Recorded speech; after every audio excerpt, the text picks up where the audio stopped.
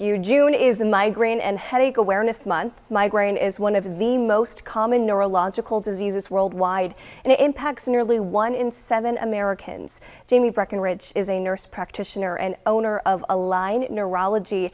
Thank you so much for being here with us. Thanks for having me. To start off, let's just define what migraines are, because we know headache is a very common symptom, but there are so many other different symptoms, and it's not always the same thing as just a regular headache. Yeah, there are different types of headaches. Migraine is probably the most common, and as the news said, it's the most common in women especially. So a migraine is different because it's activation of the cranial nerves, and that's kind of all the nerves surrounding the head from the neck up. So if you think about that, it controls your vision, so you're sensitive to light. It can control facial muscles, you can have weakness, you can have slurred speech, brain fog, fatigue, like a lot of things can be impacting you, as well as the head pain associated with migraine. And there can be some symptoms too that start before the head pain even starts that kind of gives you a clue as to you're getting a migraine. Right, and research is kind of up and coming, like in the last couple of years, that there are now studies that show you can take a medicine when you feel that pre-headache symptom as well, so that you don't get to the head pain. Speaking of medicine, the treatments have really grown a lot over the years as to what it used to be back in the day. So what has really happened there?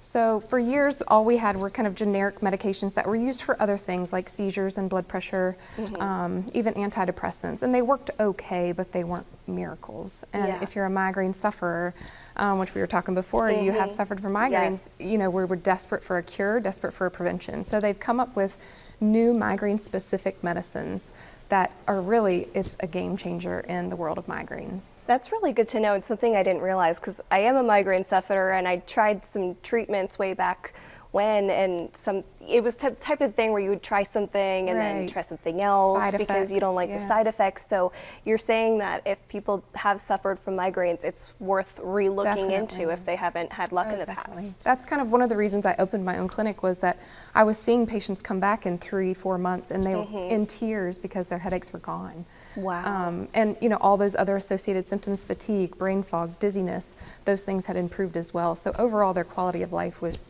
just much better than before they saw me. Yeah, tell me more about your clinic, because it's really a first of its kind in the Roanoke area. Right. Yep. So it's integrative headache medicine. So we kind of, some people don't want to take a pill. They want more holistic approach. So we talk about elimination diet, what in your diet is causing these headaches. We talk about hormone balance. We talk about sleep, hygiene, stress, exercise. We kind of dive in and just find out the cause of the migraines and then offer treatment as well.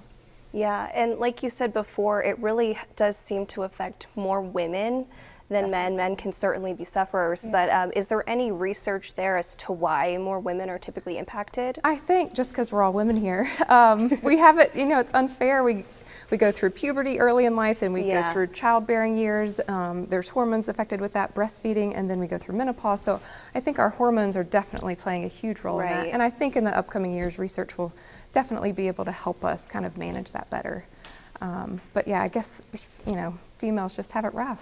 And like you said before too, debilitating. It can be very debilitating when it comes to jobs, and if somebody is a mother and taking care of children, it can really interfere with your life. What is that? Talk more about that aspect of it. Yeah, it is a true disability. I think it's the #1 reason people call in from work.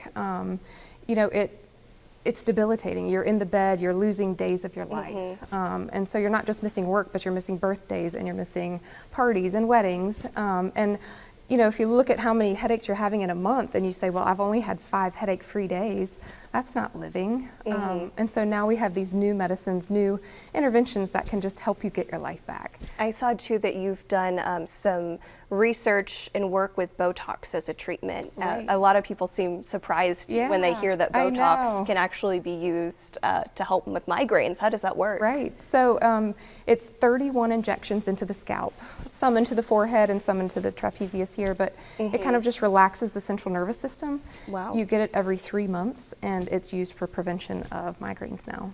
Yeah, it's just amazing to see all of the changes in that area of research and all of the options Definitely. people have now. Yeah, there are options. Yeah. You know, just getting word out that I think migraine people are just brave in general. They like to fight through the pain, and now with these new developments, that's not always going to have to be the case. So we're going to put up a full screen here in a minute to show your clinic's information, but what can people expect if they want to come make an appointment? So you'll get an appointment quickly. I think there's a disparity in the Roanoke Valley, even with neurology. You're waiting for an appointment, 6 to 8 months. So you'll get in quickly, you'll get individualized care. Yeah. You'll get follow-up. Patients have unlimited contact with me throughout the day, the weekend if they need me. There's also an acute care option, so instead of going to the ER, you can come to the clinic to get the things that you need in a controlled setting. Not the bright lights and the loud noises and exposing yourself to sicknesses. So there's the acute care option. Jamie, thank you so much for being here. Thanks That for was having me. amazing.